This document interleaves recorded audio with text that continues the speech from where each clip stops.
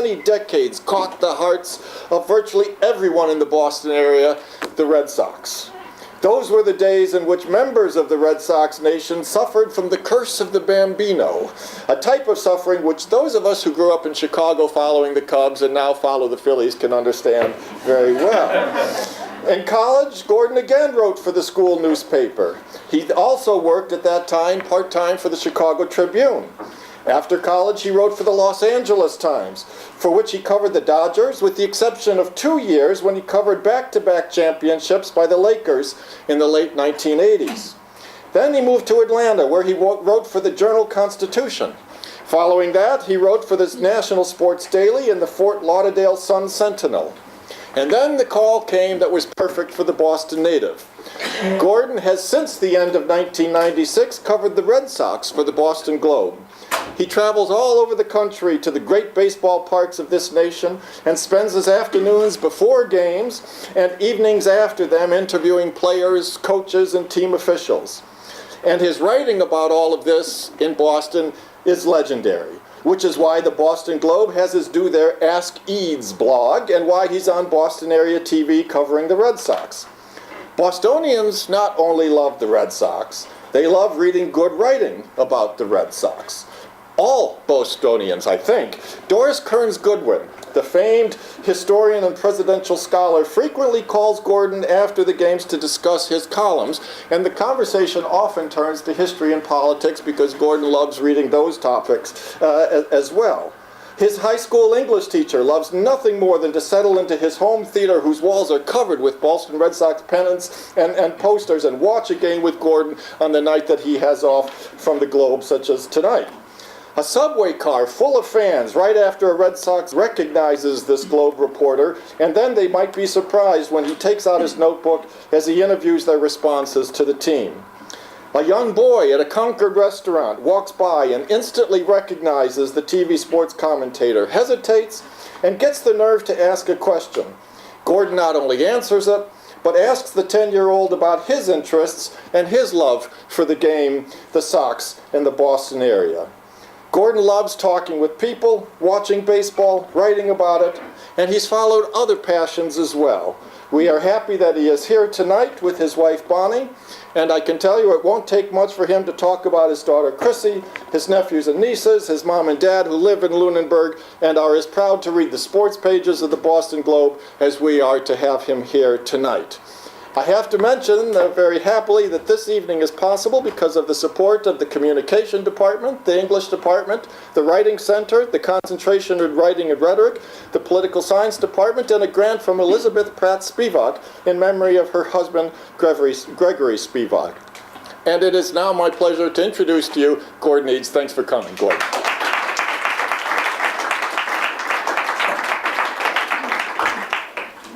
Thank you. You know, two things strike me about that introduction.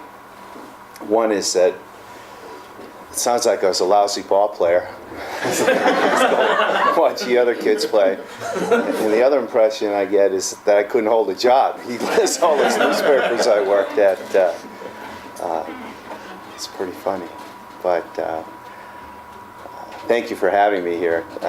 Too bad nothing's going on in baseball tonight. I don't know if you guys have been watching ESPN today, but Barry Bonds was indicted today for perjury and obstruction of justice, and just FIGO, ESPN broke in and said that A-Rod had struck an agreement with the Yankees for. You're looking like I told you guys so. I'm not surprised. No. By it. No. I figured eventually it's just going to get to the point where he's just going to go back to the Yankees because there's no way that anyone could afford him.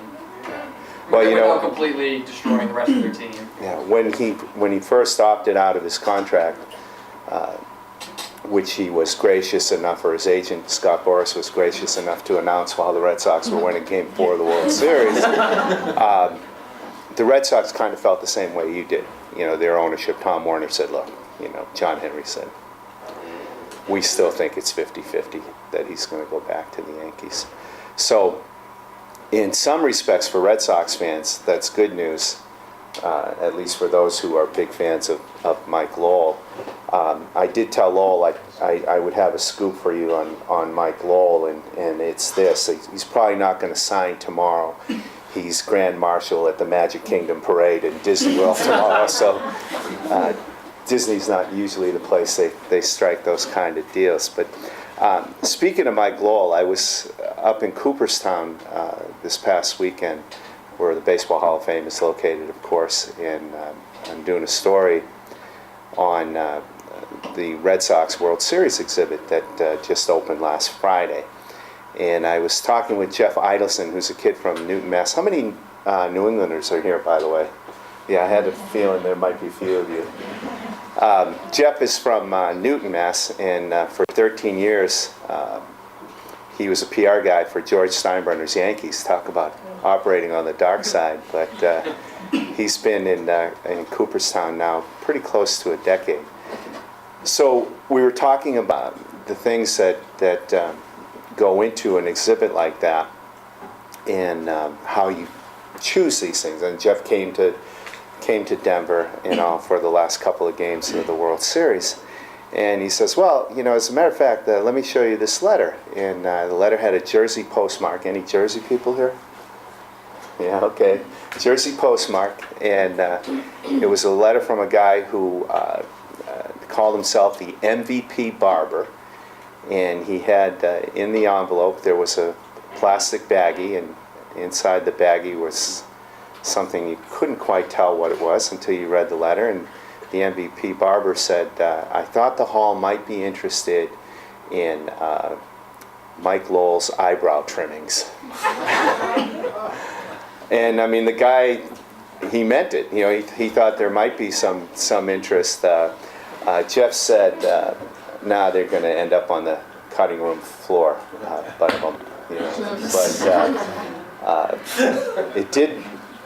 I asked him, I said, well, do you get this kind of thing on a regular basis? And he said, well, some years ago, he got a letter from a guy who claimed to be a waiter at a Miami Beach hotel. He said, it was a hotel where the Yankees were staying. I think it might have been the Fontainebleau, famous hotel in Miami Beach. And he said, he was a room service waiter, and he said he delivered a tuna fish sandwich, no crust, iced tea. Knocks on the door, it's Mickey Mantle. He said Mantle was on the phone, and Mantle walked toward the other end of the room and said, just put it on the bed. And so the waiter does so, and as he's doing so, he noticed something on the floor, and it was toenail clippings. Right? So he scoops them up, and he writes the Hall of Fame, saying, look, I've got Mickey Mantle's toenail clippings. Would you like to include this as part of your exhibit? So Idelson, no way. This one's BS. There's no way somebody's going to send Mantle's toenail clippings. And he just sent a letter. He didn't, I guess he thought they were so valuable he couldn't send them on initial correspondence. So Idelson goes to his boss at the time, a guy named Bill Guilfoyle, and says, look, I get this letter. He said, why don't we have some fun with this? He said, why don't you and I cut off our toenails, and at the next collections meeting, we'll present this to the committee and see if they want to do it. Guilfoyle says, no, you're too young. He says, my wife and I will cut our toenails off and bring them to the meeting. Right? So sure enough, they come to a meeting, they dump them on the table, and a serious discussion ensues. Like the library says, well, they're a flat item, maybe we could put it in the library. And one of the curators says, yeah, we should consider this. And unbeknownst to both Jeff and Bill Guilfoyle, one of the curators took it upon himself to write this guy. Hey, we may have some interest in this. Can you give us some more information? So a couple days later, Idelson admits it was a gag. And the curator doesn't say a word, doesn't say what he had done or anything. So 6 months later, Idelson's sitting at home watching CNN, and Seinfeld is on there. And Seinfeld's talking about a book that he'd written a foreword to called Letters from a Nut. And the author wrote of various institutions, like he wrote the Hyatt Milwaukee, for example, and said, "I'd like to stay at your hotel, but while I'm there, I'm planning to dress like a large banana. Do you have a problem with that?" You know, so Seinfeld's talking about this book, and he says, "And can you believe those idiots at the Hall of Fame? They wanted Mickey Mantle's toenails." And Idelson goes, "Oh my word, you know, talk about a joke gone bad." And they're, you know, Seinfeld has never owned up to it, but the suspicion is that he was the author of Letters to a Nut, and wrote under pseudonym. Has anybody read that book? Has anybody seen it? Yeah, I don't know if it cracked any bestseller lists, but you know, obviously in sports, in baseball, history has always played a critical role in talking about what sorts of things that you remember and what should be used to acknowledge baseball's role in history. Comes into play a lot. And while we were at the Hall of Fame, and Lowell being a political science professor, I figured I should touch upon politics a little bit. And one of the things that's on display at the Hall of Fame is a lithograph by the famous artist Currier and Ives. And the lithograph is of Abraham Lincoln and his opponents in the 1860 election, a guy by the name of John Bell, Stephen Douglas, and John Breckinridge. Now this is 1860, and the caption of this lithograph is Lincoln speaking to these guys, and he said, "Gentlemen, if any of you should ever take a hand in another match of this game, remember that you must have a good bat and strike a fair ball to make a clean score and a home run." So, I mean, that is, what, almost 150 years. You know, baseball was clearly already becoming part of the American culture. Andrew Johnson, who succeeded Lincoln as president, was first president to attend an intercity game. 1883, Chester Arthur hosted a team called the Cleveland Blues at the White House and said, "Good ball players make good citizens." He obviously hasn't dealt with some of the guys I've dealt with.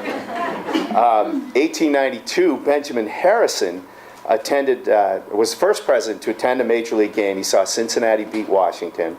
1910, William Howard Taft was the first president to throw out a first ball. My favorite, 1931, Herbert Hoover, who went to the ball game in Washington, the Senators, was booed and was greeted with chants of "We want beer," because it was Prohibition. And that chant still resonates through ballparks throughout the country. And Harry Truman, in what I thought was a master stroke of political expediency, threw out a baseball with both his left and his right hand. He was ambidextrous. You know, nobody could accuse him of being too much to the left, too much to the right. He threw with both hands. You know, Hillary Clinton could probably learn a bit from this. I don't know how closely you guys have been watching the debates, but Hillary Clinton was asked by Tim Russert. Hillary Clinton said before she became the senator from the state of New York, had always said in interviews that she was a Cubs fan. Well, then she represents New York, and she's a Yankees fan. And Tim Russert asked her in the New Hampshire debate if the Cubs played these in the World Series, who would you root for? So she kind of hemmed and hawed a little bit and said, well, you know, of course, if that ever happened, that would be a sign of the apocalypse is upon us. And Russert said, well, that might be true, but who would you root for? And she goes, well, I guess I'd have to alternate sides. Well, you know that's not going to fly among baseball fans. And in fact, one of the books that was written that rips Hillary is called "I've Always Been a Yankees Fan, Hillary Clinton," in her own words.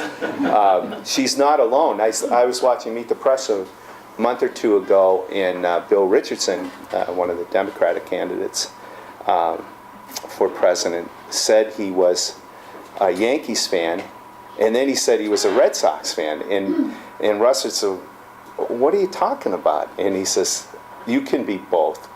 And I guarantee you, and all of you guys from New England and women from New England know, he just lost New England with that one. That's not going to happen. And of course, you do probably all remember that Ronald Reagan, before he became president, before he became an actor, he used to recreate baseball games on the radio on WHO in Des Moines, Iowa. So there's always been an association of politics and baseball, and my good, certainly a guy who's been a subject of a number of my articles, and a lot of you Red Sox fans will remember this. Remember after Schill won in 04, and they won the World Series, what was the first thing he did? Do you recall? Anybody remember? Go out there and vote for Bush. Exactly. He started stumping for President Bush. In fact, he did a telephone message that they call voters, and on the message Schill said, Red Sox fans trusted me when it was my turn on the mound. Now you can trust me on this. President Bush is the right leader for our country. In the meantime, Theo Epstein and John Henry were up in New Hampshire in the last days of the presidential campaign, stumping for Senator Kerry, and Theo's line about Bush was, it's been 4 years, but it feels like 86, which of course is how long it had been before the Red Sox had won a World Series. But clearly their political differences didn't keep the Red Sox from re-signing Schill, and probably one of the first surprises of this offseason. I think I expected Schill his career to be over after this World Series with the Red Sox. I thought he was going to go to the highest bidder. The Red Sox thought he was going to go to the highest bidder, and when he decided to sign for less money, he stayed. But Schill can't stay out of. This is a non-election year. It feels like an election year with the campaign already in full swing, but he didn't disappoint. He already came out last night. He announced he's supporting John McCain. So he says, I got to go with McCain. I'm not voting party line anymore. So if you want to take your political advice from Schill, you know where to go with that one. In Boston, there's a history that's, and one of your professors here grew up in Boston would know this kind of stuff. And New England sports fans are walking around with something of a swagger these days, with the Sox having won the World Series and the Patriots undefeated and looking like they're headed toward another Super Bowl title. BC was ranked as high as number 2 in the country, and now Boston College with Garnett and Allen and Paul Pierce look like they're undefeated right now and look like they may make some noise. But the last time I think something similar happened, you may still have been living in Boston, 1986. Sure. Red Sox went to the World Series. The Pats were in the Super Bowl. The Celtics were in the NBA Finals. Of course, only one of those 3 teams won. The Celtics won the Finals. The Pats got crushed by the Bears, 46-10. And we don't even want to talk about the Red Sox. Bill Buckner. Is Laura Duffy in the house by any chance? Is Laura Duffy here by any chance? She's not. Interesting, because I wanted to read something real quick about that year, 1986. It said the year of 1986 was pocked by racial strife and school crises and economic worries in Boston. But for 10 dizzying months, there was surcease from reality, a constant haven of joyous innocence. 86 will be the year of Boston sports, no matter whatever happens, Ray Flynn, who was the mayor at the time, said. It was the year the city came together. And that was written by one of my Globe colleagues, Bob Duffy, whose daughter Laura is a student here at Villanova and evidently stiffed me tonight. I thought she was going to be, she's probably watching Bonds and A-Rod while you guys are listening to me. But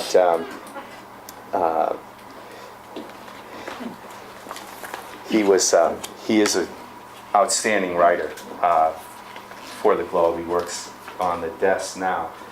Does anybody know who the most famous baseball player that come out of this school is? Has anybody done the research? there were 49 ball players that went to Villanova. Most of them before 1920. Guys by the name of Swede Lark, Johnny Madden, and Snake Deal. But they did have one guy. He was a two-time batting champion, first baseman, Washington Senators. Played 21 years, 1939 to 1960. And your final answer is? There's a guy named Mickey Vernon. And yeah, I guess there's probably a lot of stuff on campus honoring Mickey Vernon's contributions to culture here at Villanova. I'm sure you've got a lot of questions you'd like to ask me about the Sox and all, but before I open it up, I'd like to talk to you guys about three people that I've had contact with in the last couple of years that were particularly compelling stories, I thought.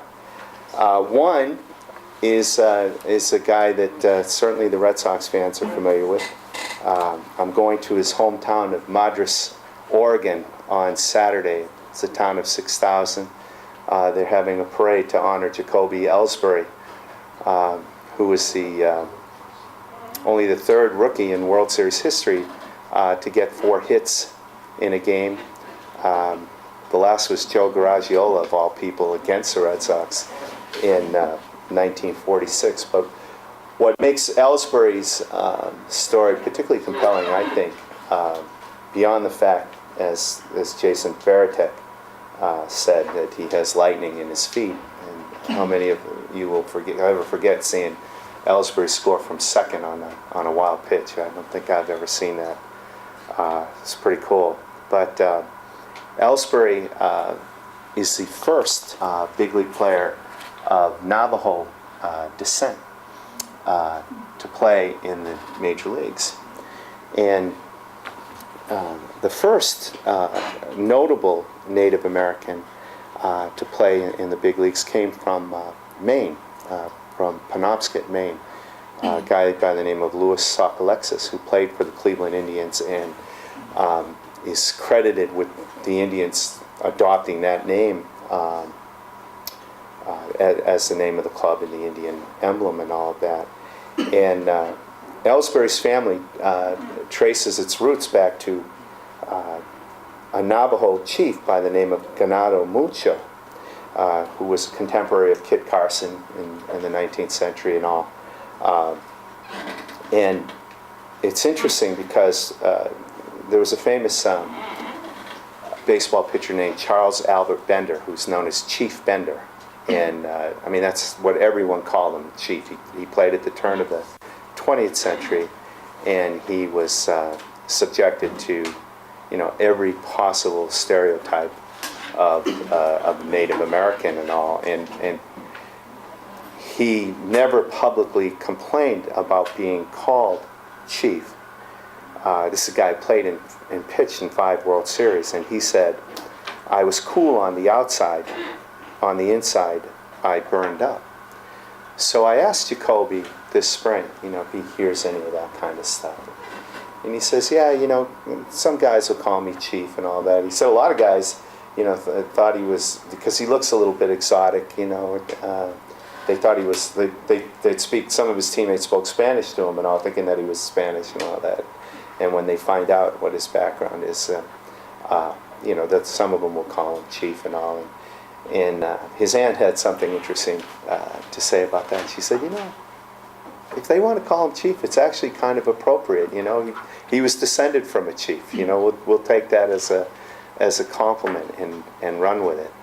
But the Navajos at that time were in Arizona, near a town called Poston, Arizona, which allows me to segue into my second story, which is about a guy named Dan Okamoto. And Dan Okamoto is a name that you probably aren't familiar with.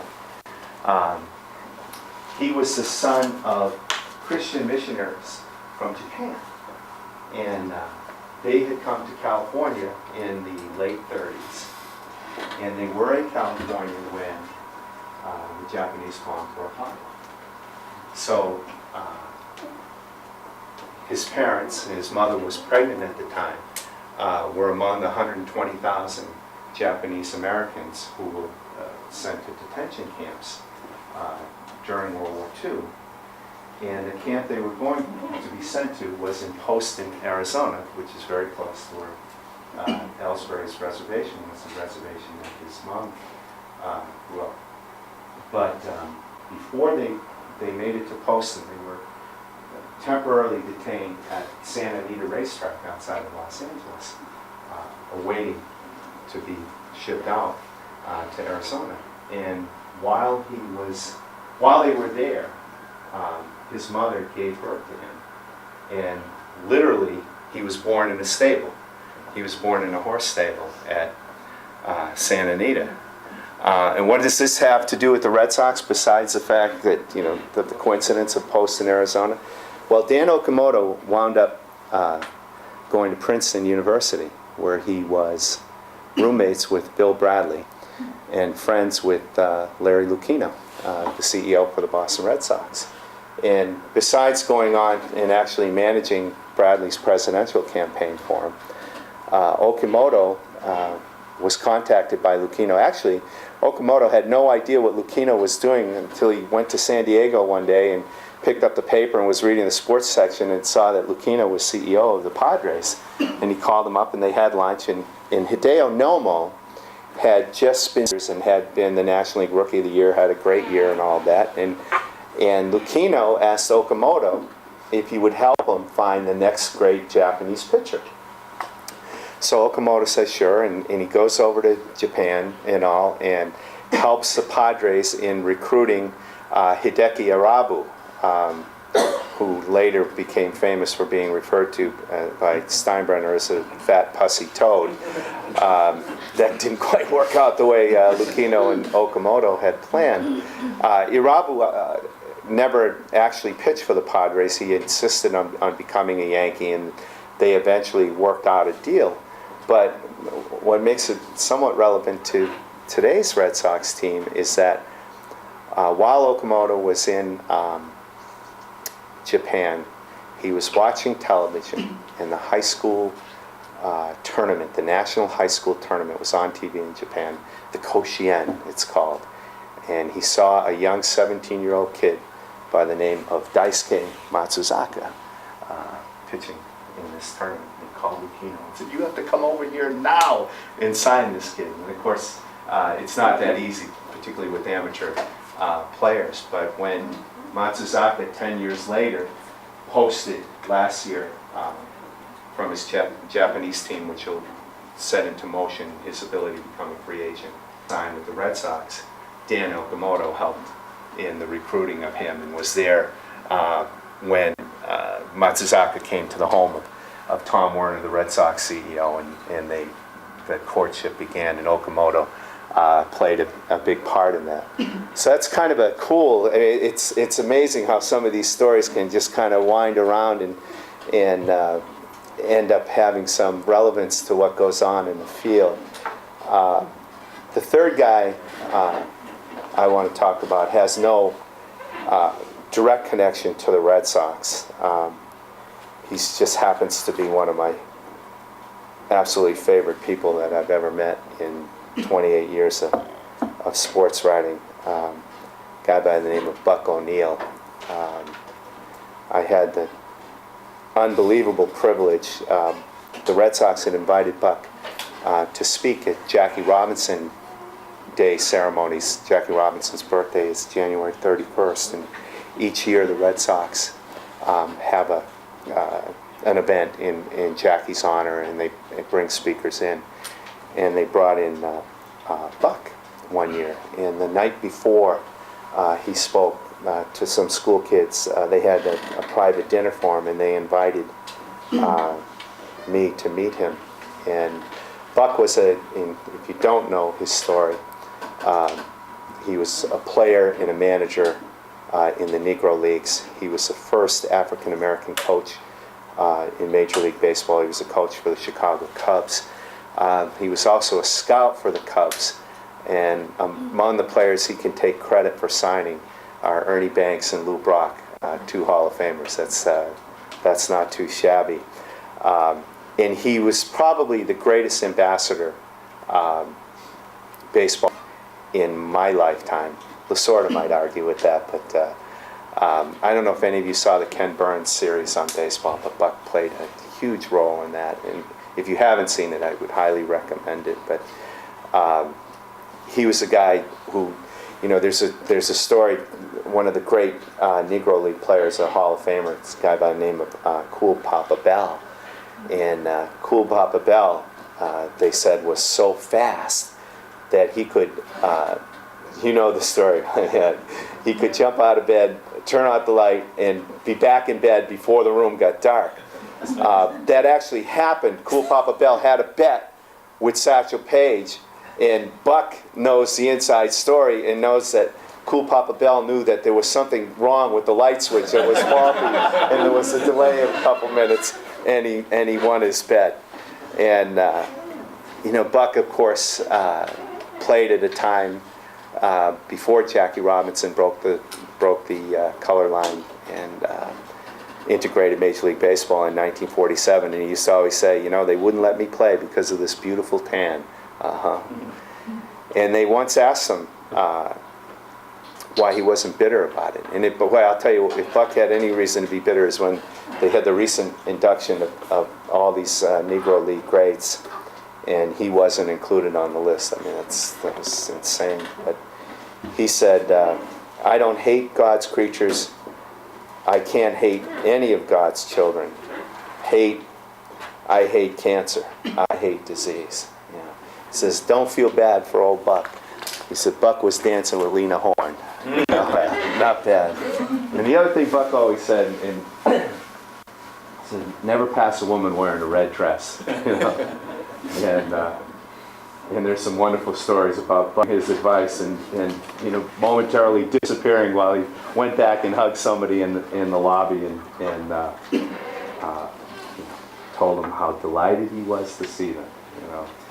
So that's probably enough from me for the time being. I suspect you guys want to hear something more about what's happened this season.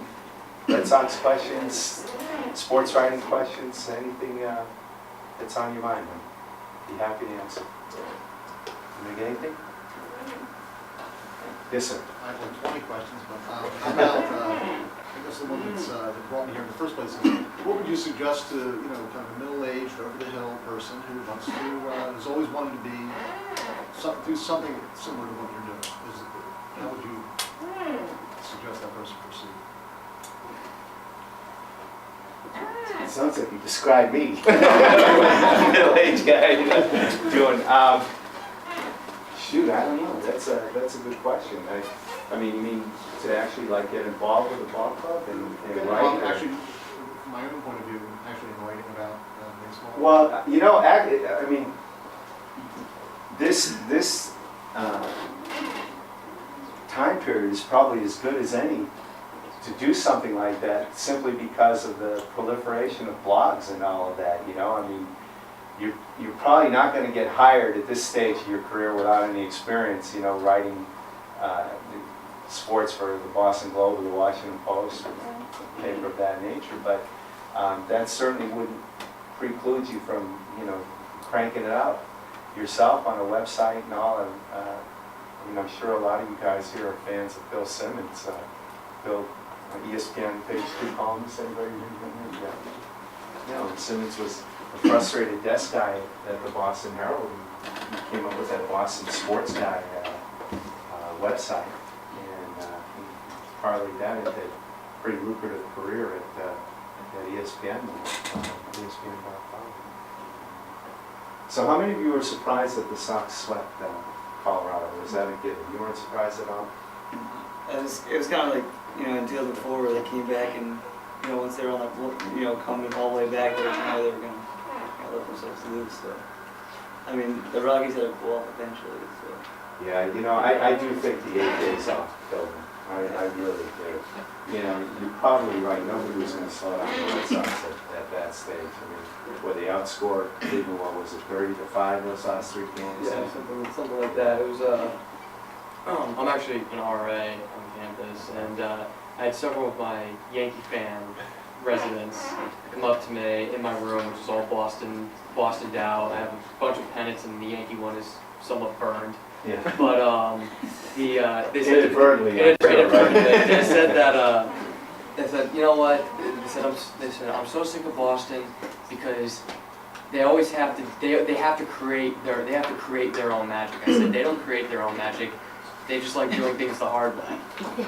They just like doing things the hard way. And I expected them to, once they came back, yeah, I figured it was probably going to be something like that. And the Rockies, they swept the Diamondbacks, so they had the 8-day layoff. And I mean, teams have come back from like 5-day layoffs and been fine, but never an 8-day. I mean, simulated games in the snow can only do so much for you. Yeah. What about this idea that Red Sox fans are suddenly morphing into Yankee fans? Not literally Yankee fans, but like Yankee fans. That they walk around, hey, our teams are the greatest, and there's an arrogance that has crept into this. Do any of you hear that kind of stuff? All the time. You're nodding your head. You hear it sometimes? Yeah, I don't think it's true at all. You don't. You just humbly accept the fact that Boston sports teams are just kicking everybody's butts, and you don't gloat about that one bit, right? I didn't say that. I would expect it year after year. Like when we went down in the Indians, I didn't walk around and say, well, we already have 26 rings. Who cares if we have another one? I mean, that's what Manny said, kind of. Something Yeah. along those lines. Right. That was a great T-shirt. Remember in '04 after the Red Sox came back and beat the Yankees in the ALCS, the T-shirt, the Yankee fans were still going around, well, we have 26 rings, you've got one or whatever, I mean, actually it's more than one, but yeah, it was one at the time. Yes, sir. I live in Pittsburgh, Uh-huh. so, but I'm Sorry to hear that. Strictly from a baseball perspective. Beautiful ball. I was just gonna say, Yeah, I mean, that's as fun great to a the games. view, that's as great a view as any ballpark in America now. Have anybody else been in the ballpark in Pittsburgh? Would you agree with me? Is that sweet? Yeah, Yeah. it's probably one of the greatest skylines. Yeah, it's such a dramatic backdrop. It's amazing. I love it. Although, you know what? It was kind of what the writers call the FU press box, because they built it at the very top of the ballpark. In baseball, it's football. You can do that. You can sit way up high, and it actually helps to get the perspective as a player. But in baseball, you can't watch a game from one end to the other. Anyway, I'm sorry. No, it's okay. I've been a Red Sox fan for a long time, but I can kind of agree with you simply because ever since they won, like before that, it was always like, haha, Bambino. And then I see more and more Boston fans pop up since they've been winning, so. Yes, sir. Yeah, I think what happens in Colorado is kind of what happened to the Phillies managed to win the division. They got to the playoffs and they said, my God, what are we doing here? No, you know what? I do think there was. They got to the World Series and they said, wow, look at this, I don't know what we're doing. Colorado, Denver was just so thrilled with the fact that this ball club that had been in 4th place all summer long until what, mid-September or something? And then they run off 21 out of 22. I mean, they were thrilled just to be in the World Series. And subconsciously, it's hard to overcome that, in the Sox. Yeah, we've reached our goal. Yeah, I think there was something to that, and I could see where maybe there was some of that in the Phillies too. Or maybe the Phillies just weren't that good. Wait till Tell argue about that. But, the thing that struck me the most about the Red Sox, it's also true for the Patriots, is the Red Sox, only 5 players from the 2014 were on the roster for this World Series. Yeah, it's a little bit more than that, but yeah, close. It says, incredibly well managed, well coached, well scouted. It's not as much about money as it is just, great management. So yes and no. I mean, it's hard. You're not going to get a very receptive audience in the rest of the country the minute you start saying it isn't about money. And it's, wait a second, the Red Sox had a payroll of $143 million, which was eclipsed only by the Yankees. So clearly, money definitely, was a factor in this thing. Was there an astute management of that money? Yeah, absolutely. And were they afraid? The great thing about the current regime, in my opinion, and some of the decisions that that Theo has made, some of which have been highly unpopular. I'm sure some of you guys were screaming when they let Cabrera go, when they let Pedro go, when they let Johnny Gaiman go. Boston Royal was a big one. I'm sorry? Boston Royal was a big one. Is that right? Yeah, when they Willie Mo? Yeah. Yeah, you think they like that one back? You know? But you know, there's something to be said for the dynamics of change and being something that helps you maintain success. You know, you certainly can't get complacent. I mean, Red Sox fans, and I'm curious, do you think Mike Lowell is more popular today than Johnny Damon was after '04? Do you think there'll be a greater uproar about the Red, if Lowell goes elsewhere, will people be more upset about that? You don't think so? You think Damon was a bigger deal? Didn't Yeah. Damon have a, doesn't he have a more outgoing personality? Damon? Yeah. Oh, absolutely, yeah. But see, I think for a lot of people though, Mike Lowell epitomized, you know, class and being a great clubhouse guy and you know, leadership. You know, Damon was an idiot, you know, but he was a happy idiot and a popular idiot. And he you know, represented sort of the community, didn't he, sort of a little? yeah, I mean, I'm kind of interested to hear what you guys have to say about it, because, you know, we just spent time with friends who argued the exact opposite, that Lowell is far more popular than Damon was. But, you know, that could be a generational thing, too. Yes, sir. But the front office has earned so much trust from the fans at this point. They let Damon and Pedro walk 3 years ago, and it was based on financial figures. They're not going to go too far in money, too far in years, and so they're going to, since they've had really repeated success, I, as a fan, am willing to give Leo and the front office the benefit of the doubt and say Lowell's not worth more than 3 years, it was 45 or whatever. Right. And if someone else will give him 4 years, great, but the Red Sox will get someone else to replace him. It's a good business decision.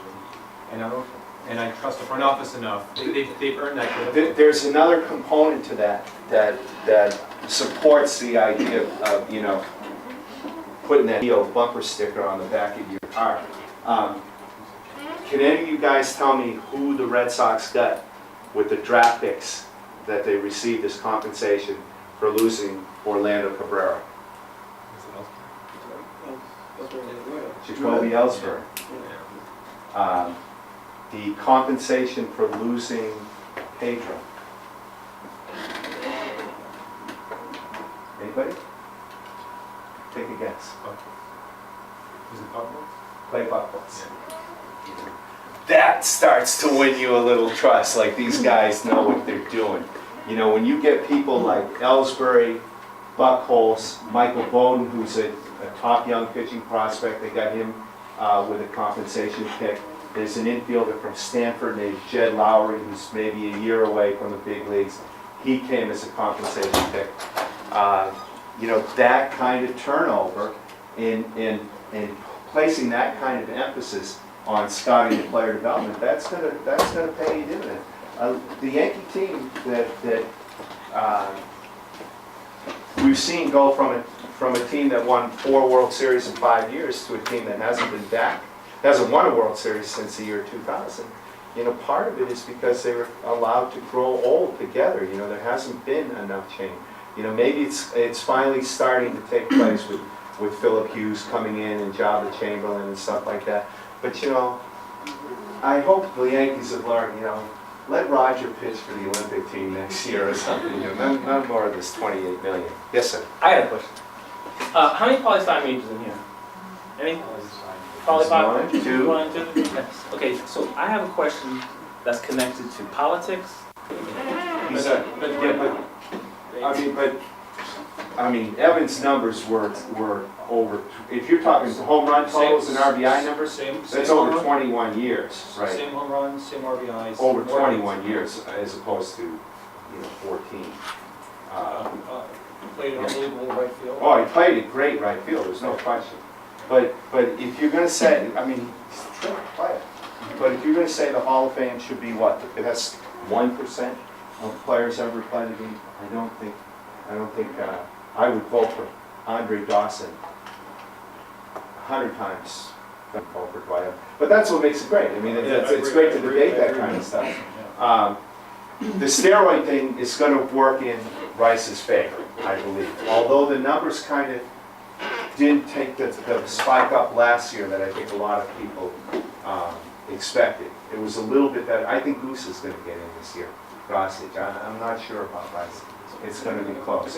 And McGuire, I don't think there's any way he gets in anytime soon. And now the bond thing becomes very interesting with the perjury and obstruction of justice charges. Yes, sir. Yes, being from Puerto Rico, getting to know some of them that are players and that. I have known, talking about the man thing, how they are natural leaders, such as Ortiz, when they were down, and they stood up for the team. Absolutely, yeah. I mean, you know the story, right? After Game 3, and when they were down 2-1 to Cleveland, and Ortiz, they had a players-only meeting, and Ortiz sent a pretty strong message and all that, and said, "Hey, there's a reason you're wearing that Red Sox uniform. You're bad so-and-sos." And how Manny said that it was going to happen too. So. And Manny, the interesting thing is, and this media did unfairly rip Manny. You know, Manny said, "Hey, you know, it's not the end of the world. You know, we'll just go out and play hard, and if we lose, it's not the end of the world, and we'll go get him next year." Well, he got ripped for that. That said somehow he didn't care and all that. Well, the reality is that's a very healthy attitude to have. It truly is, because of course he cared. He's a competitor, you know, and they all cared. And if you can go into huge games like that loose, you know, as opposed to all kind of in fearful of failure. You know, one of the great quiet leaders on that team is a native of the Commonwealth. Alex Cora. Absolutely. Yeah. Alex Cora, who's a reserve infielder on the Red Sox, one of the class guys in the major leagues. He helped Pedroia in the infield stuff. Yes, he did. And see, that's a very interesting dynamic that was going on. The Red Sox had this young kid that they had all the confidence in the world to play second base for him, was Dustin Pedroia. Well, you all remember how Dustin Pedroia began the year. He hit like a $182, right? And in maybe even a $172. And Alex Cora, meanwhile, comes out and was hitting close to 400, getting some big hits and all of that. And it could have been it had the potential to be a real controversy. Well, the reason it didn't is because of the kind of person Alex Cora is. You know, he understood that for the Red Sox to succeed over the long term, over the course of the season, Dustin Pedroia was going to have to succeed. You know, Dustin Pedroia was the guy that they needed. Alex Cora understood his own limitations. He understood that he's a great guy to call into a game and play for a stretch of games, either at second base or shortstop, but he's going to get exposed if he plays every day over the course of 6 months. He's not that good a player. Alex wouldn't put it quite that way, but he understood that his value to the team was greater as a role player than as the everyday starter. And he went out of his way to help Pedroia, to encourage Pedroia, to support Pedroia when he was scuffling. And you know, Pedroia loves the guy now. You know, there's a very interesting thing going on in Puerto Rico right now in baseball. You know, some of the greatest players of all time have come from Puerto Rico, including, you know, such Hall of Famers as Roberto Clemente. And Puerto Rico has always had value to major league teams for their winter leagues. You know, the teams would send their top prospects to play in Puerto Rico, the Dominican, and Venezuela. And well, for the first time in decades, there is an economic problem and there's no winter league. Right, there was no winter league in Puerto Rico this year. And Alex Cora and Carlos Delgado and some other guys, Alomar. and both Alomars, Sandy and Roberto, I visited them in their home. Salinas, Puerto Rico? Do you know Salinas? Yeah. Now his father is a coach for the Mets, right? Yes. Third baseman. Yes. So they're trying to get the winter leagues back in Puerto Rico, and I think it's important. Same as Javier Vasquez, and that goes back to the argument that he made about how they talk about social problems. And you see, I don't know if Puerto Rico is smaller. I know it's smaller than the United States, but you see you see the representation that they do in the social problems, such as like Javier Vasquez, and Delgado, Pudge, they work with that, and they try to help as much as they can. Back home on the island? Yes. Yeah. And of course, Clemente is Yeah. a hero in He Puerto died. Rico. I mean, he died bringing emergency supplies to Nicaragua after the earthquake. He died in a plane crash. Yes, sir. Well, I just like Barry Bonds as much as the next guy, but I can't help but feel that there's a terrible double standard that's being applied to him. That baseball basically looked the other way, it hurt, the home run hitting definitely helped bring it back after a strike. So I do feel he's being unfairly tarnished. And I think if baseball doesn't, if things just play out the way you might expect, let's say he gets, he is convicted, and the home run record is further tarnished, that in the long run, that's bad for baseball. And wouldn't it be better for baseball if baseball took some culpability for what happened? And other players like that, Mark McGwire came out and were honest about what they had done. So, if this guy doesn't bear... Yeah, if only Mark McGwire had been honest about what he had done instead of, telling the congressional subcommittee, I don't want to talk about the past. And Rafael Palmeiro most likely committed perjury before Congress. Yeah. So, I mean, while, baseball doesn't have a rally behind it, but in terms of really protecting the long-term interest of the game, the only way to get past it, I think, is for other people to be heroic and just take responsibility, including Bonds, and admit what they did, and move on from there. Well, I think that's what makes the Tommy Mitchell report. Senator George Mitchell, former Senator Mitchell, has been conducting an investigation for some months now about the steroid issue and performance-enhancing substances in sports. And if it winds up that it's a basic whitewash and they let Bonds basically, take the fall for the entire industry, then I couldn't agree with you more. That would be grossly unfair, in that it is important that Major League Baseball, and I'm cautiously optimistic that the Mitchell report is going to actually have some substantive things in there that say things like, we were complicit in this, there were dozens, if not scores, of players involved in it. I mean, a great case in point. During all of this Barry Bonds scandal thing, if there was one major leaguer that was held up as the anti-Bonds, the good guy on the San Francisco Giants, it was Matt Williams, the third baseman, and who just was linked to the steroid shipments. Was Matt Williams. I don't know if it's enough if Mitchell blames the players only. No, I agree. I could agree with you more. Has to go beyond. Yeah, and the thing is, it seems like the media just has a hunger for names. They wanted to expose the last guy to be linked to the steroid thing. But it has to go, hey, I stand here, I covered baseball through this whole period, I'm embarrassed, that I was among the, myself and my colleagues, we missed the story. I mean, we saw these guys getting bigger by the day in front of it. I mean, I'd like to plead ignorance. I mean, a lot of it was ignorance. I thought these guys, wow, creatine, what a thing, you take enough creatine and work out hard enough. You too can look, pose on the cover of Sports Illustrated shirtless like Nomar Garciparra, But yeah, I think the industry itself, the leadership of Major League Baseball, and it's really tough for Bud to do so because in many ways this has been another golden age for baseball. I mean, attendance has been, unprecedented. It's reached unprecedented level. This year they passed $6 billion in revenues as an industry. Some of the greatest players in the history of the game, we're seeing them now. So in the things like the wild card turned out to be a great success and all that. So it's very hard for Bud to own up to the taint that the whole steroid issue is going to leave on his legacy, but he needs to. But I if you agree. think about it, definitely the records are tainted, but other things about the sport are not tainted. There's cheating that takes place in every sport, people taking advantage. So I think the only way to restore it is to take full account, full responsibility, let the chips fall where they may, and then that's how you put it behind it, because it takes away.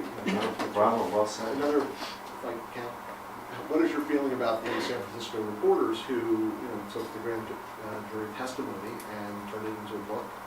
Even though I think what they did was equally wrong. This sworn testimony. I mean, was Daniel Ellsberg wrong to publish the Pentagon Papers in 1972? I mean, I agree, it is a free press, so it's not that bent out of shape over it. But it does, people, there are certain I mean, is that not a crime? Does the fact that some good came of it justify the breaking of the law? Should reporters be held to the same standard? I mean, it's a great ethics debate in journalism. I think every boss I've ever worked for would say, yes, they're justified in doing it. The information, the reporters didn't steal this grand jury testimony, it was provided to them. And there were compelling reasons to write it down. No, I wouldn't like it to. I mean, the criminal justice system tried to. I mean, those guys came this close to going to prison themselves, So, but no. And of course, I'm biased. Given the job, yes, sir. Well, I think the biggest thing for the whole steroid thing, this whole thing with the Mitchell report is whatever names get named, the sooner it gets out, the sooner the Mitchell report gets published, the better. Because I think, because I have my own my sports radio show on campus, and we've talked about this for weeks, and you guys know about this. Are there any sports writers in here, by the way? Are you guys on the campus paper and stuff? Or sports radio. Radio? Yeah. No print journalists here at all? Okay. What are you covering? Mostly basketball and stuff. Oh, you got the lesser beat in this. The last time Villanova hoops, that's a pretty good beat. What year are you? Senior. Senior? Yeah. Are you the lead guy? Yeah, I'm a co-editor for the section, so whenever I'm Oh, so good. Co-editor, you can give yourself the best assignments. I like it. Yeah. Who else is on the staff? You are? What do you cover? Other student newspaper. Oh, are they competing papers? Yes. Cool. Are dailies or weeklies or what? We're weekly. Weekly? We're bi-weekly, so every 2 weeks. Okay. I cover football, basketball, soccer. What are you, one-man staff or what? We switch around. Oh, okay. But yeah, football and basketball most. That's why I love the broadcast side of things. Yeah. Now, do you guys have a talk show? Is that what you do, or We do. play-by-play guys here too? I'm the lead play-by-play guy for Villanova Sports. For everything? Just about. We do through the radio station. We do football and basketball. Actually, it's going to be a very busy weekend because we have 2 games this weekend. But through the athletic department, we have a show system on the internet. So I'll do like the minor sports, the volleyballs, the soccers, baseball, obviously, and play-by-play, color, some combination of the two. These are actually 2 of my staff, so we're. Does he pay you? I've had an experience and the opportunity to sit courtside at Villanova basketball. That's not bad. I'd take it. The most fun I ever had in this business was covering the Lakers when they won the back. Lowell mentioned when I was at the LA Times from 80 to 89, and I covered all 4 major sports there, but the most fun I had was covering the Lakers when they won the back-to-back championships, a team with Magic Johnson and Kareem and James Worthy and the Showtime team, if you guys remember. Celtics fans would remember them well. And everywhere we went, it was like the circus had come to town. And they were just such a great team, and Magic's the single most charismatic athlete that I've ever been around. The only guy, in my experience, that has come close is Pedro. I love Pedro. I don't hope to see anybody pitch better than Pedro Martinez did in that stretch from '98 to 2000. It was just unbelievable. And you know what? There's a guy, I mentioned how he spoke out for Mano Guayabo and all of that. Pedro wasn't afraid to speak his mind on a few things, He was a really smart guy, too. He often said, or his family said, that if he hadn't become a ball player, he would have become a doctor, and I don't doubt it. he was just a joy to be around. It was really cool. Yes, sir. Do major leaguers watch film on opposing pitch? If not, why not? Yeah, I mean, I think I mentioned Manny, you were asking about Manny. Manny studies video like you would not believe. But the whole team doesn't? No, a lot of guys do. I mean, a lot of guys do.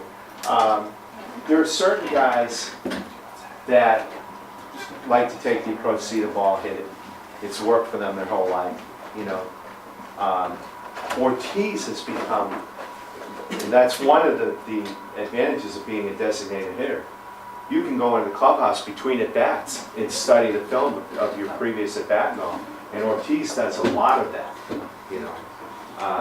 Ortiz gets bored to death as a DH. It drives him crazy, you know. I mean, if it was up to him, he'd write his name in the lineup card at first base, guaranteed. Because, you know, baseball's one of the slower games anyway, you know. Average games are close to 3 hours, and Yankee Red Sox games are usually 4 hours plus. So it drives him crazy. But no, the use of video has become, it's, a lot of guys, you see laptops in everybody's locker now. You know, guys will bring tapes with them on the road and all of that. It's a pretty standard tool. Yes, sir. I got two quick questions. One, what are the Sox going to do in the bullpen? Take Lopez's place, lefty coming out. And two, how do you think the Asian market is going to influence and change baseball? That's a great question. Yeah, particularly after this year, right? Yeah, Yeah, well, and I mean, I shouldn't even limit it to this year. I mean, you think of the Japanese players who have been signed just in this decade, right? Ichiro comes in his rookie year, he wins the batting title. Matsui comes in and has been just a steady, consistent paragon of excellence for the Yankees. And then what Matsuzaka and Okajima did for the Red Sox. You know, imitation's the highest form of flattery, and I guarantee you that the Japanese market's going to get a lot of play this winter. There's a center fielder, Fukudome, who's going to be eligible for free agency this year. The kid I'm waiting for has got he's Iranian Japanese. His name is Yu Darvish. Y.U. Darvish. He's a character. He's too young to be a free agent now, but he's a great hitter. I mean, teams are going to be falling all over themselves for this guy. And there's a couple of pitchers that are going to get a lot of attention. There's a lefty named Iwase. But I can assure you that, I mean, one of the great, I was going to say untold stories behind the Red Sox success, but I know I can modestly say I told the story. The job that their Pacific Rim people did, Craig Shipley, who's an Aussie, he played baseball. He was the first Australian to play in the big leagues. He played for the Dodgers and the Padres. He's the Red Sox Vice President of International Scouting, and the director of the Pacific Rim Scouting for the Red Sox is a guy named John Deeble, another Aussie, who was the coach of their Olympic team. And they beat Matsuzaka in the Athens Olympics in 2004. They made the gold medal game. They lost to Cuba. Deep says the umpires, you know, ripped them off, but that's another story. And here Deeds is thinking, it's the end of the year, the papers are coming out with it. They've been having a countdown the last 2 weeks of the year, top sports stories of the year, 50, and each day he buys a paper thinking he's going to see, you know, Aussies winning the silver medal in the Athens Olympics. And he gets down to the last day, and it still hasn't shown, and he's like calling his friends, can you believe it? They're picking this the #1 sports achievement in Australia. The #1 story, Sydney Morning Herald, was the Red Sox winning the World Series. They just dissed them completely. That's how big baseball is in Australia. Did I answer your second question? That was the second. First one was what the Sox going to do with the bullpen. Oh, you have inside info. I know you do. yeah. I've been off, you know. That's like I said to Lowell. Incidentally, Lowell and I, Lowell spent a couple of years in my hometown of Lunenburg, Mass, which is where we became friends, and then we were college roommates in Chicago. So this was a little bit of an inside job on his part. But you know, you're talking about me having inside info. You know, I've got my phone turned off, and thank God, because I'm sure they're calling me about this A-Rod thing and the Bonds thing, and you know, I'm not in a position to to do too much today, but I don't know what they're going to do. My short answer is at this point, you know, they've got other priorities right now that they've got to address. You know, who they get as a left-handed reliever. I think they're all shocked at how well J.C. Romero pitched for the Phillies this year. He turned out to be indispensable. Right? What's that? So are we. What are your thoughts on the Red Sox possibly going with a 6-man rotation? I don't think that's going to happen. I really don't. You know what? It just deprives you big guns. You don't want to take away five starts from your aces. I think. Do I think they'll shut guys down for, you know, skip a start? Absolutely. I think it showed. I think Beckett showed the benefits of it. You know, I mean, in his case, it was involuntary. He had the blister problem. But the fact that he was out a couple of weeks, the way they sat down Okajima, the way they skipped Matsuzaka for start, no, I think that definitely had a benefit. But I can't see it. Especially since you know you have. You know, I would imagine that Buchholz would probably be the odd man out then, and then just put him down and ready to go. Yeah. See, I don't see how you start Buchholz and Pawtucket. I really don't. So who would be the odd man out then? If you're looking at Beckett, Schilling, Daisuke, Lester, and Wakefield. Yeah, Greg Hansen. I'm sorry? Greg Hansen. You know, he's a reliever. You know, he's a reliever. No, I mean, in the end, it could very well play out that way. I think Wakefield is. I'm sorry. Couldn't Wakefield go back? Yeah, and I got to see how Wakefield's shoulder is before I'd say too much about how much he's going to be. What's he going to be? 42 next year, right? Yeah, because they also did pick up the option on Julian Tavares, who at least for the first half of the year was really helpful for those spot starts and stuff. I think that's just. Yeah, they didn't use him at all in September. They were pitching Brian Corey. You know, yes, sir. Kind of a different question, but what are your favorite ballparks that you've been to? You know what? And Sox fans, don't kill me for this one, but of the old parks, you know what? I'm partial to Wrigley over Fenway. I do like Wrigley better. I really do. I love Wrigley. You know. It's less rats, that's all it is. We break. That's all it is. It's just less rats. Of the new ballparks, I love Camden Yards. Yeah. Yeah. You know, you guys, anybody remember what David Wells said about Phillies ballpark after he pitched here? He said it belonged in Williamsport. He played a Little League World Series because of dimension. He hated it. He just, and it's a beautiful yard. I like the Phillies ballpark. It is small. It is. It's unfair to pitchers. Safeco a lot. Safeco's a beautiful ballpark in Seattle. Yeah. And Pittsburgh ballpark, is great. And the ballpark in San Francisco is beautiful. It's perfect. Oh, I have a question. What do you think about replay in baseball? That's a good question. You know what? For home runs and foul ball, and what do you think about that? I'm not real wild about it, to be honest with you. Maybe home runs determining fair and foul, and where there's a question of clearing a barrier, but the games are long enough. You know, the last thing baseball needs is there anybody? I'm curious. Is there anybody here who's in favor of instant replay in baseball? You guys are, huh? And Why should someone lose a game or possibly a playoff because of a bum call? that's a human element. You know? It's a human element. Yes, sir. I know you don't cover the Phillies, but they got rid of Michael Bourne, top young center fielder, Right. for Brad Lidge, who they didn't need. And they said they're not going to spend a lot of money for Rowan. So does that mean they're going to have to get Torrey Hunter or Andrew Jones? Because all they have is Pat Burrell and Shane Victorino. Right. Who got last call for the Phillies this year at the end? Who was your closer? Brett Myers. Myers. Is there any chance that you're going to put him back in the They're rotation? gonna be- Yeah, that's why got you want Lidge, right? I mean, you know what? I mean, I'd be pretending if I said I had a good answer for that question, because you're absolutely right, man. I've been paying attention to the Phillies lately, and it wouldn't shock me if Rowan goes elsewhere. I don't think Torrey Hunter's going to end up. You know where I think Torrey Hunter's going to end up? L.A. I love Torrey Hunter too. He's a great guy too. Or, at least in dealing with us. Great son deal. Ex-Philadelphians in Boston, almost to Philadelphia, J.D. Drew. What was he like to cover? And is Terry Francona a much better manager now? Well, what drives Terry crazy in Boston are the rotaries. They don't have rotaries down here?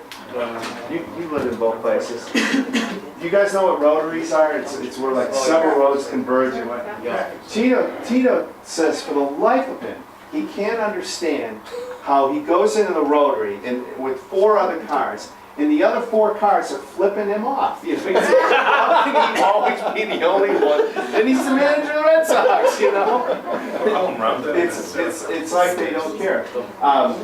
More serious answer to your question? Absolutely, he's a better manager. I mean, one, he's got better talent. He always separate.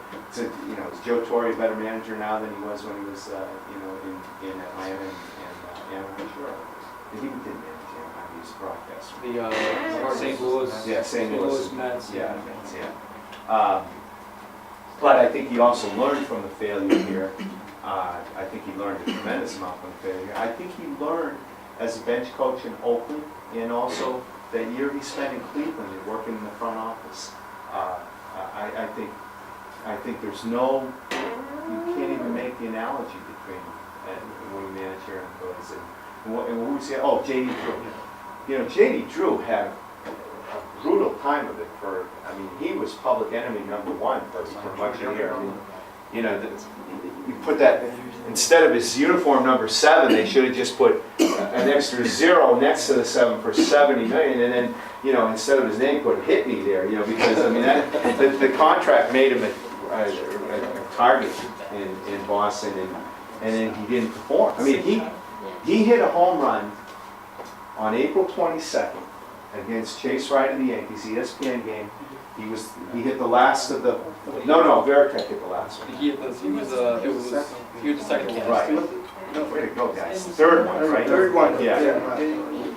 So that was his last home run off an American League pitcher until like mid-August or something. And one of his last home runs at Fenway. And he was hitting. He had the one big game in Arizona where he hit a couple home runs, drove in 7 runs, and then he was a non-performer. And he had some major stuff going on off the field. Your question was, what was it like to cover him and everything? Very, very quiet guy. One of the few guys that I've covered who you'd see reading a book. He read Kite Runner this summer. Really? And so he was quiet and kept to himself and all. But did this stuff grind him down? There's no question it did. And then, he had the situation with his son with the displaced hips and all. The poor little guy was in a body cast for weeks, I wouldn't have wanted to be J.D. Drew if he'd gone 1 for 20 in the postseason, but he performed. Grand Slam. And that Grand Slam, was that the single most, I don't believe what I just saw moments of this postseason? J.D. effing Drew. I just have a funny story because I was a big J.D. Drew fan before he came to Boston, and how did that happen? Seriously. I like him in Los Angeles because I like Nomar. I'm a huge Nomar fan. I don't know. I just happen to like J.D. Drew, and I was really happy about his comments. And I was in Pittsburgh, and I literally called my mom and I said, "Mom, this is that. If he doesn't do anything here, I'm not a J.D. Drew fan for the rest of my life." Oh, that's great. That's a great story. So it's because of you. Thank you. Good job. That karma thing. I love it. And so, my question is, were you still on the phone with Mom? It was literally like, she was like, Okay, I did, because I was complaining about him having up the whole time. Yeah. And I was really hoping he'd do well, and then it was silent, and then it was just, oh my god. Woke up the neighbors. Woke up the neighbors. Yeah. Yes, sir. I just want to go back to the Tito thing because when he was the manager of the Phillies, he actually lived in my hometown. What was the name of the town? Yardley. Okay, yeah. Well, it's where I live now. I'm originally from New Bedford, but Yeah. and you know I went to school with his daughter, so like I knew the family, and he's like a real small town, like you know he's really down to earth like guy, like so I'm not surprised that he had the Rotary thing, and like you know so he lived in you know an average house and just you know with a good school district, so he's just like you know I don't think that you know I don't know how much of a difference you know of a person he was like when he moved to Boston. You know he had better resources obviously with the team, but you know I think that he stuck with his you know what he believed in with his whole managerial thing. Fundamentally, he probably hasn't changed much as a guy, as a person, and that's one of the reasons he's probably succeeded to the degree he has in Boston, because the players always feel he has it back, you know, and he's very, very good at connecting with guys. And a bit of a problem with Manny last year, but it doesn't surprise me that he's pretty much a solid New York guy. He still is. Loves the Celtic control with the Celtics. He and Doc Rivers were text messaging each other during the playoffs and stuff. He was at the Celtics game last Friday. Got a little bit of an ovation. I wonder why. You know. Yes, sir. Just being on the inside, how much? Phrase it well. How many wins do you think a manager affects a year? Or how many losses? That's a great question. And you know the sabermetricians, and you guys know what I'm referring to with the sabermetrics and all that. A lot of statistical analysis has come into the game now, and they would argue that the manager impacts only a very small handful of games. And I would tend to agree with that if you were talking only game strategy. But I think game strategy is such a minor part of what a manager does in the course of the 9 months, you know, from February until October that he's with a ball club. To me, what a great manager does is create the best possible environment in which his players can succeed. And just as with the people in here, you know, there would be different buttons to push with each of you, you know, and the manager has to figure out what works best with the 25 guys in that clubhouse. You know, one of the great fallacies in sports is that there's the same set of rules for everybody. That's crazy. Come on. You don't think that David Ortiz or Manny get some extra, you know, privileges that Eric Hinsky, you know, or a guy like that, you know, but what you have to do it in such a way that everybody accepts and respects what you're doing, and that breaks down. I mean, sometimes you hear about, you know, having friction internally and all of that when they feel some guy is getting unfair treatment and all of that. But you have to sell it. You have to sell it as well. This is why, you know, Pedro got special preferential treatment, but nobody on the Red Sox was bitching about it because he was going out and striking out 240 guys a year. You know. So, yes, sir.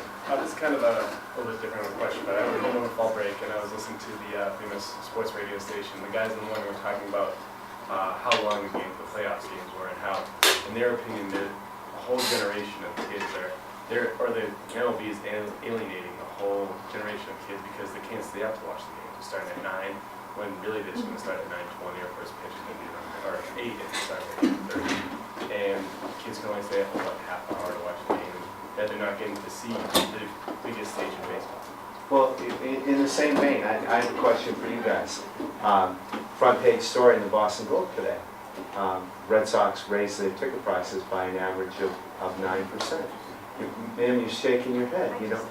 I just think that things are out of control with the prices.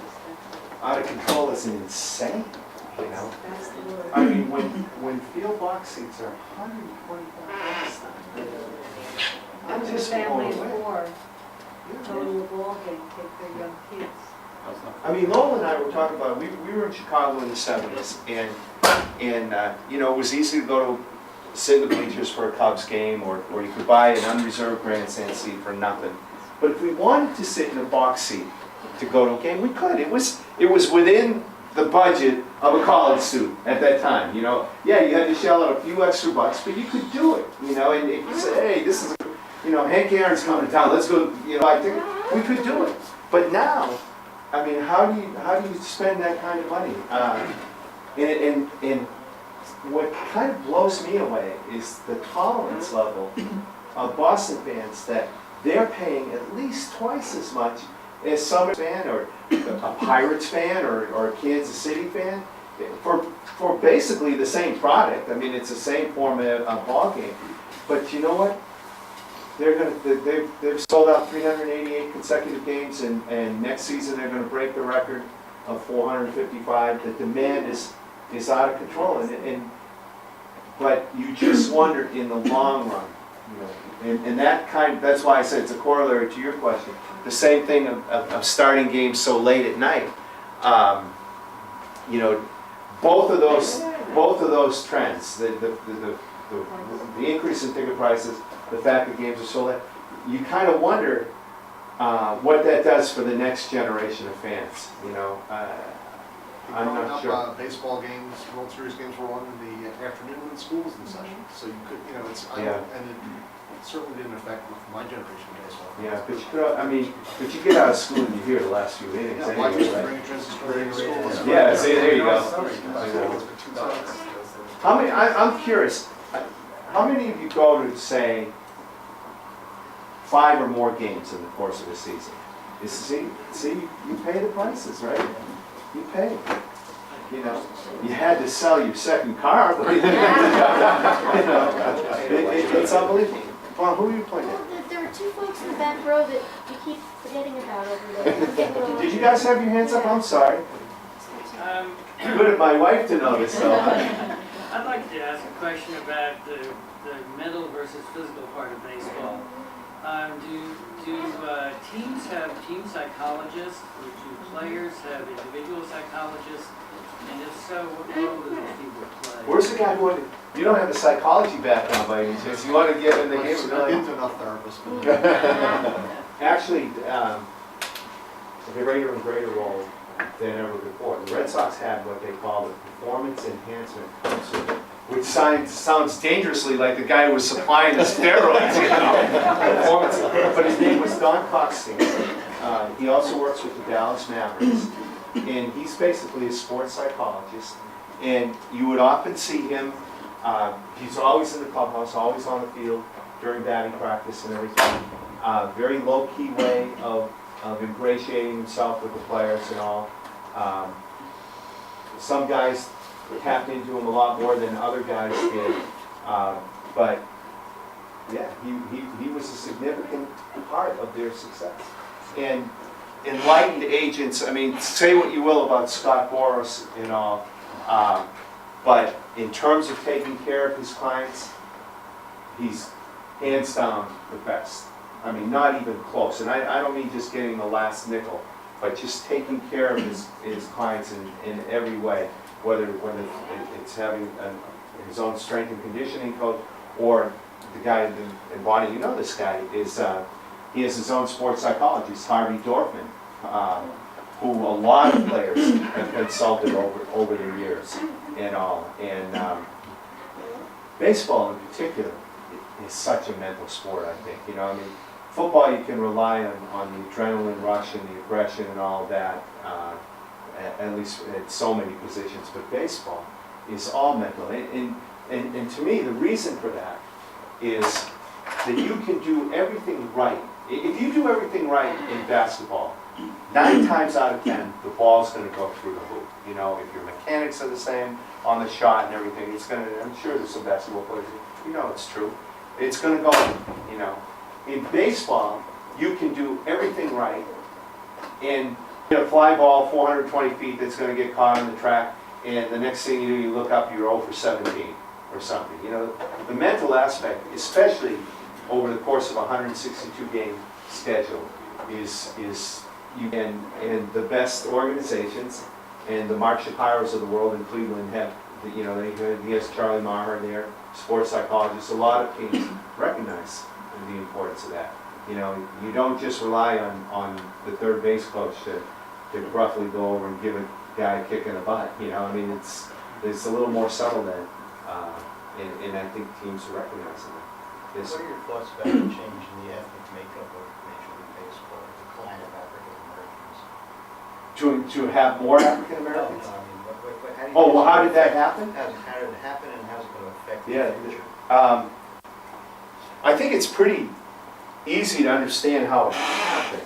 I think because, I mean, and you grew up at a time where, of course, the greatest players, particularly in the National League, I mean, if you just go down the list, you know, in the 50s, 60s, Mays, McCovey, Aaron, Don Newcomb, Campanella. I still think Mays is the greatest baseball player. I do too. Yeah, you won't get an argument from me. Frank Robinson. Frank Robinson's name belongs in any conversation about the greatest 5 players of all time. Without a doubt, you saw him, you know, in that, talk about a passion to win. But, you know, the difference between baseball and the other professional sports, basketball and football, is a guy who's hugely successful in football and basketball, he's not going to have to serve a 5 or 6 year apprenticeship in the minor leagues as you do in baseball. You know, you can go to football and basketball, be a star in college, be a star in the pros. You know, there's more of an instant gratification factor. I think baseball was very negligent in cultivating an African American fan base, and certainly wasn't aggressive enough in stemming that was going to these other sports. Instead, they turned to other markets. The Latin American market, for example, where now you're talking about close to 30% of the players in the major leagues are Latin American. You know, and finally, you know, the argument was made in Major League Baseball. Well, if we devoted the same kind of resources to find inner city African American ball players as we do in building the academies in the Dominican and Venezuela and all, you know, would we have the same level of success? Well, there are two issues involved. One is, from an economic standpoint, it's a hell of a lot cheaper to do it in Puerto Rico, Dominican, and Venezuela. You know, for too many years you were signing guys for the smallest of signing bonuses. You know, whereas a 20th round draft choice now is going to at least get probably a promise of a college education, or he's going to get thousands of dollars more than a comparable talent. And the best talent, I mean, there's no comparison. That's finally starting to change. You know, Puerto Rican players, of course, are different. They're subjected to the draft. They're in the same rules as a guy in any of the other 50 states. But in the Dominican, for example, you would sign the very best players for you know, a pittance of what a comparable talent would cost you if you had drafted them in the States. So the economic component argued in favor of mining that talent in the Caribbean. The other factor is, you know, they just started, Major League Baseball started an academy in Compton, California, which is in South Central LA, the heavily African American part of the community. It'll be real interesting to see what kind of talent comes out of there. But I do think the instant gratification thing, the chance to make millions, I mean, such a small percentage of baseball players actually make it to the big leagues. And I know it's the same in you know, in college sports too. I don't know what the number is, what, 10% maybe, you know, make it. But in baseball, it seems like, you know, you're given 4 or 5. I can't tell you how many guys I covered who were great multi-sport stars in high school, and they elected baseball, didn't make it, and wish they had played football instead. You know, so I think that's the main reason. Yes, he's going to say. What are your? Yeah, exactly. I'm a huge Cal Ripken fan, and you know how he was appointed like You're what fan? Cal Ripken. Oh, okay. And he was appointed, you know, the ambassador of baseball for, you know, international. What kind of effect do you think What's baseball trying to do? Well, he just came back from Beijing, right, where I guess he just the State Department's looking at hiring him for more than just being an ambassador for baseball. I got a great third grade teacher in Virginia, I forget the name of the town, was laying down the law to her students. And she said, all right, kids, there are only 2 reasons you're allowed to yell in this classroom. 1 is if there's a fire. And 2 is if you see Cal Ripken come down the hall. Hey, thank you so much for your time.